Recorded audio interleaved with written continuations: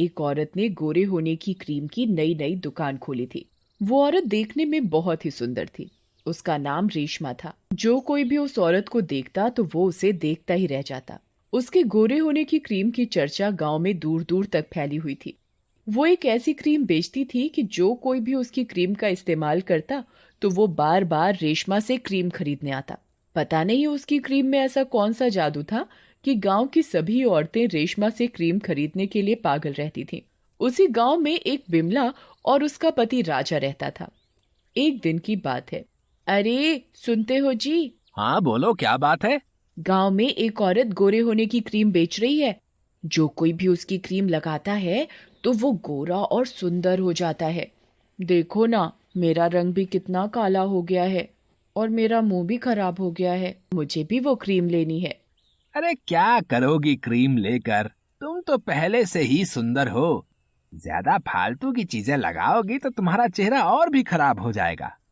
पर मुझे और ज्यादा सुंदर और गोरा होना है। जिस किसी ने भी उस औरत की क्रीम इस्तेमाल की है वो और भी ज्यादा सुंदर और गोरा हो गया है। ठीक है, जैसा तुम्हारा मन करे। बिमला उसी औरत के पास क्रीम लेने जाती है। बहन जी, मुझे वो गोरा होने वाली क्रीम चाहिए। ठीक है, अभी देती हूँ। रेशमा बहन जी, एक बात तो बताओ, आप इतनी सुंदर कैसे हो? आपकी खूबसूरती का राज क्या है? मेरी खूबसूरती का राज मेरी ये क्रीम है। मैं भी यही क्रीम इस्तेमाल करती हूँ। तुम भी ये क्रीम इस्तेमाल करोगी तो तुम भी बहुत खूबसूरत हो जाओगी। ठीक है ठीक है, मुझे भी जल्दी से एक क्रीम दे दो। बिमला खुशी खुशी क्रीम लेकर चली जाती है और घर पहुंचकर बिमला पानी से अच्छी तरह मुंह धोकर रेशमा से खरीदी हुई क्रीम लगाती है और आईने में अपना चेहरा देखकर खुद ही मुस्कुराती है। अब मैं भी रेशमा जैसी खूबसूरत हो जाऊंगी। तभी उसका पति राजा आ जाता है। बिमला, ये तुम्हारे चेहरे को क्या हुआ? लग रही हो ना पहले से भी सुंदर। बिमला को अपना चेहरा पहले से भी सुंदर लगता है, लेकिन बिमला को ये नहीं पता था कि क्रीम लगाने से उसकी खूबसूरती पहले से और कम हो जाएगी। तुम ये क्रीम व्रीम के चक्कर में मत पड़ो। मैं ना पहले से भी ज्यादा सुंदर हो गई हूँ ना, इसीलिए तुम मुझसे जल रहे हो। वो राजा की एक नहीं सुनती और वो अपने आप को आईने में देखने लगती है। उसे लगता है कि क्रीम लगाने से वो सुंदर होती जा रही है। और अगले दिन गांव की एक औरत जिसका नाम काली था, वो भी रेशमा की दुकान पर जाती है। रेशमा बहन जी, अरे ओ रेशमा बहन जी। हाँ जी बोलो। रेशमा बहन जी, मुझे भी वो गोरा करने वाली क्रीम लेनी है। देखो ना मैं कितनी काली हूँ, इसीलिए सब मुझे काली बुलाते हैं। मुझे भी गोरा होना है आपके जैसा।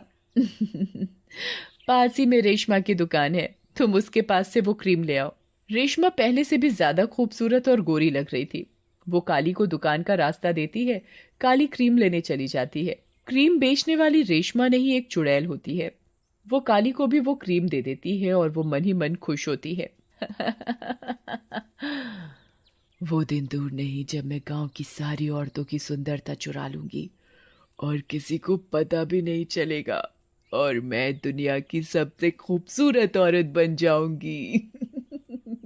देखते ही देखते गांव की सभी औरतें कुछ दिन तो बहुत सुंदर हो जाती हैं, पर फिर अचानक बदसूरत होने लगती हैं।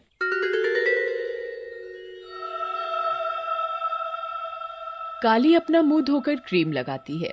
क्रीम लगाते ही काली और काली हो जाती है, पर उसे लगता है वो बहुत सुंदर लग रही है और वो खुशी से गुनगुनाने लगती है। अरे काली, ये तेरे मुंह को क्या हुआ है? तू तो पहले ही इतनी काली थी, अब तो और बुरी लग रही है।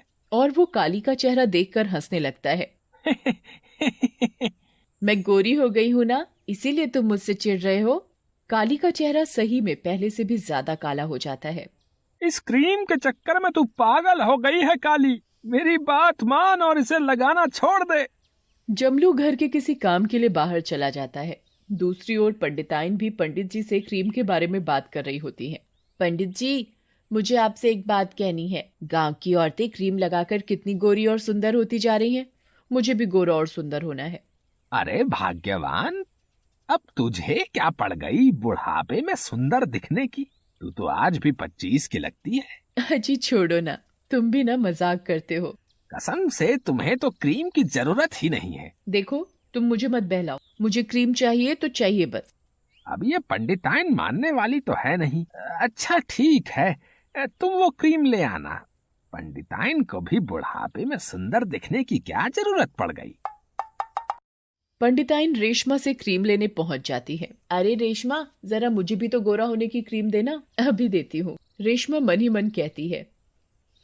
लगता है बुढ़ियों को भी सुंदर और जवान बनने का शौक लगा है। रेशमा पंडिताइन को क्रीम दे देती है। पंडिताइन क्रीम लेकर बड़ी खुश हो जाती है। अब तो मैं भी सुंदर बन जाऊंगी और मुझे कोई बुढ़िया भी नहीं बोलेगा। पंडिताइन जल्दी जल्दी अपने घर चली जाती है और जल्दी से अपना मुंह धोकर क्रीम लगाती है। क्रीम लगाने के बाद पंडिताइन अपना मुंह आईने में देखती है तो फूल ही नहीं समाती। अरे वाह, मैं तो कितनी सुंदर लग रही हूँ। दूसरी ओर जमलू कहीं जा रहा होता है तो उसे रास्ते में रेशमा की दुकान दिखाई देती है। रेशमा की दुकान पर क्रीम लेने वाली औरतों की काफी भीड़ थी। जमलू भी भीड़ देखकर रुक गया। वो रेशमा को देखता तो उसे देखता ही रह जाता है। उसे रेशमा पहले से भी ज्यादा खूबसूरत लग रही थी। वो मन ही मन सोचता है, गांव की औरतें दिन पर दिन बदसूरत होती जा रही हैं और रेशमा खूबसूरत, आखिर चक्कर क्या है। और वो अपने काम के लिए निकल जाता है। आगे चलकर जमलू को रास्ते में राजा मिलता है। और जमलू भाई कैसे हो? ठीक हूँ राजा भैया, पर पता नहीं ये तुम्हारी भाभी को क्या हो गया है। आजकल कोई क्रीम लगाने लगी है और बस सुंदर होने के चक्कर में पागल हो रही है। हाँ जमलू भाई, तुम ठीक कह रहे हो। तुम्हारी भाभी का भी यही हाल है। मैं अभी रेशमा की दुकान के सामने से आ रहा हूँ। वैसे रेशमा है बहुत सुंदर, कोई भी देखे तो देखता ही रह जाए। अच्छा, मैं उसी तरफ जा रहा हूँ। मैं भी देखूं कौन है ये रेशमा। हाँ जरूर देखना। चलो अब मैं घर चलता हूँ, रात हो गई है। तुम्हारी भाभी मेरा इंतजार कर रही होगी। जमलू अपने घर की ओर चल देता है और राजा दूसरी ओर। कुछ ही दूर चलने के बाद राजा को रेशमा की दुकान दिखती है। रेशमा के घर की खिड़की में बहुत रोशनी आ रही होती है। अरे इतनी रात में ये रेशमा अपने घर में क्या कर रही है? जरा मैं आज इस रेशमा से बात करके आऊं कि ये क्यों सारी औरतों को पागल बना रही है। राजा रेशमा के घर की खिड़की से अंदर देखने लगता है। अंदर का नजारा देखकर राजा बहुत बुरी तरह डर जाता है। वो देखता है कि रेशमा अपने रूप से चुड़ैल के रूप में बदल जाती है और एक बड़े से बर्तन में खून और मांस डालकर उसे चला रही होती है और जादू से उसकी क्रीम बना रही होती है। अब गांव की औरतों की सारी सुंदरता खत्म हो जाएगी और मैं दिन पर दिन सुंदर और जवान हो जाऊंगी। हे भगवान, ये तो चुड़ैल है। ये चुड़ैल गांव की सभी औरतों की सुंदरता चुरा रही है और खुद दिन पे दिन सुंदर होती जा रही है। राजा चुपचाप वहां से निकलकर अपने घर चला जाता है